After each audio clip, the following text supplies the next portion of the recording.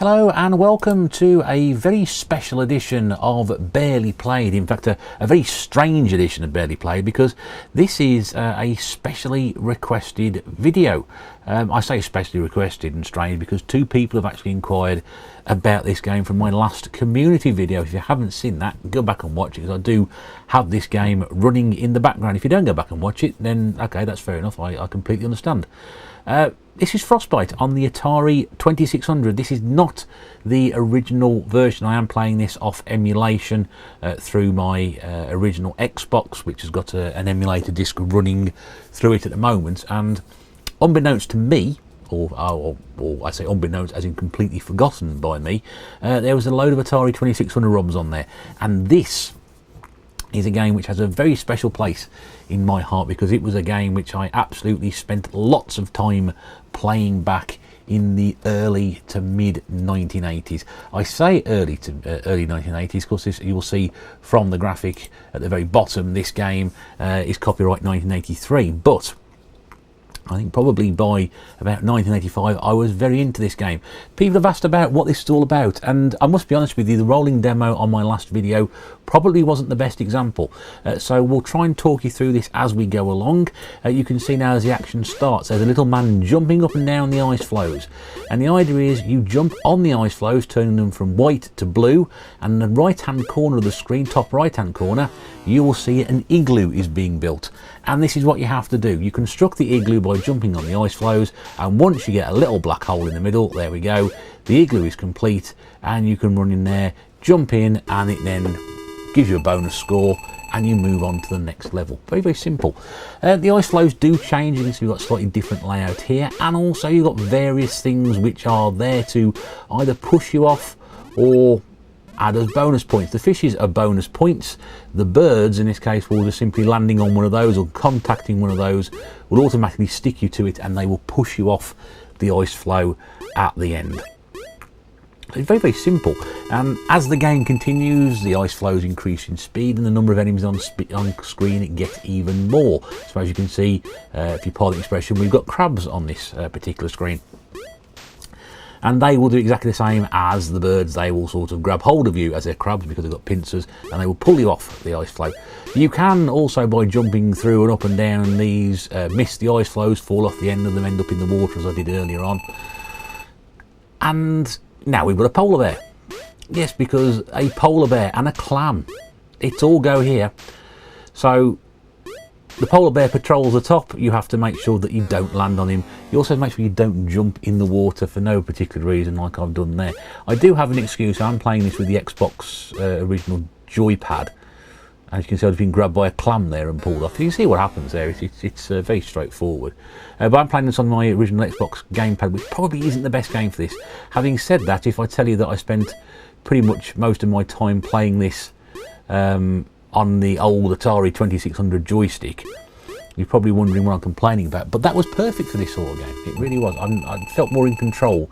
This just feels a little bit slippy. We now move to a night level, which just gives you an idea of sort of the variation between that. Top left hand corner is your score. The temperature ticking down, which I should mention as well, that is a sort of a timer. If it reaches 0, you basically catch frostbite, and you sort of lose a life from freeze, and that's it. And there was also the number of lives, which I did have at one point, which has now deteriorated to 0. However, the number of lives you get is increased by every 5,000 points you score.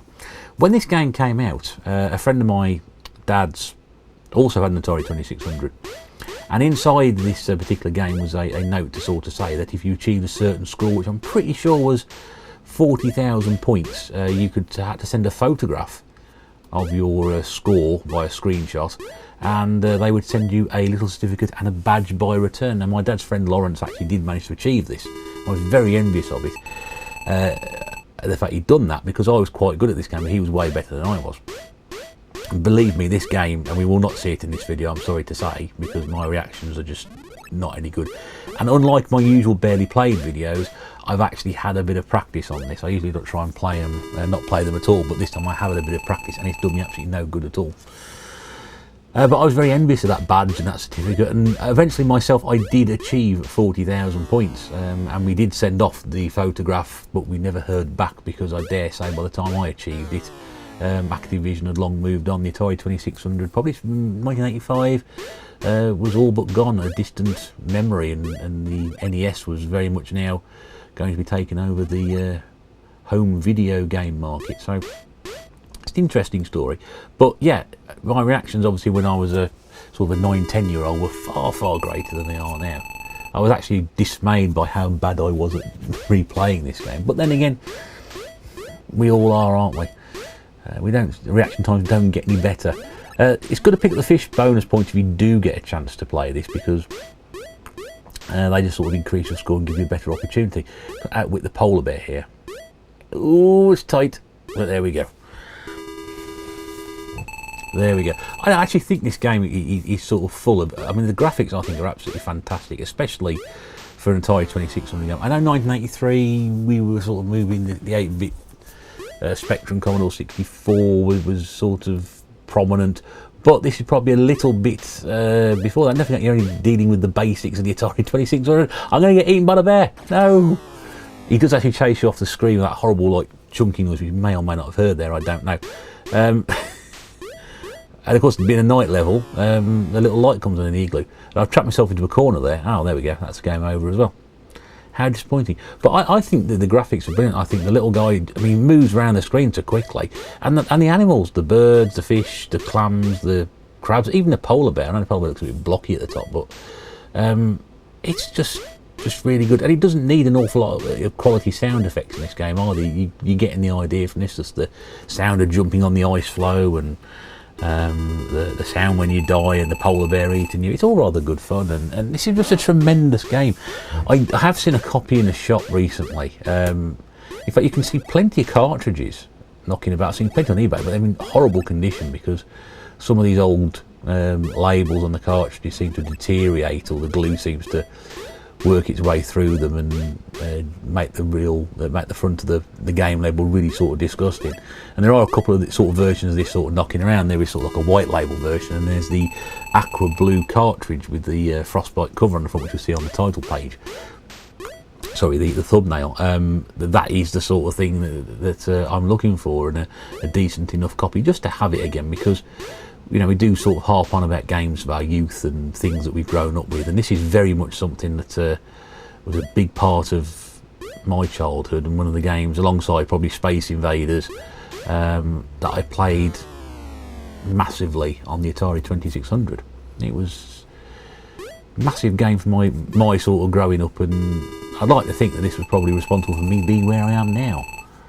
I'm doing an awful lot better this time round. You know, I've got 5,000 points. I'm on to the 3rd level. I've got 4th level. I've got 3 lives. I ain't doing too bad on this one. Yeah, I just love it. It's just really good. I'm just sort of absolutely in awe of it, and fantastic. Yeah. I wish I got a lot further in this game than I have done, because you'll be able to see just how. Whoa! Oh, there we go. There we go. Oh, damn. 2 lives lost in this level already. I don't even do this one. Am I going all the way down the bottom? No. There we go. Outwit the bear. It's not too difficult to do, actually. I should know, speaking from experience, because I do outwit myself on many occasions. This actually is the best run of the 3 that I did back to back. It's probably about as good as I've got all week. I say all week. Where are we today? Thursday. So I have been playing this since Monday on and off. And just no better. The problem is, I think I'm sort of going back to how I used to be, in the fact I need quick reaction to bounce around from one to the other, because you've got literally, in later levels, just absolutely no time to think and plan ahead. You are literally just sort of jumping from one to the other. There we go. We can see now the ice floe, which is split in the previous levels, is now moving and closing together. So if you are sat on the edge of that or in the middle of it, you will fall through.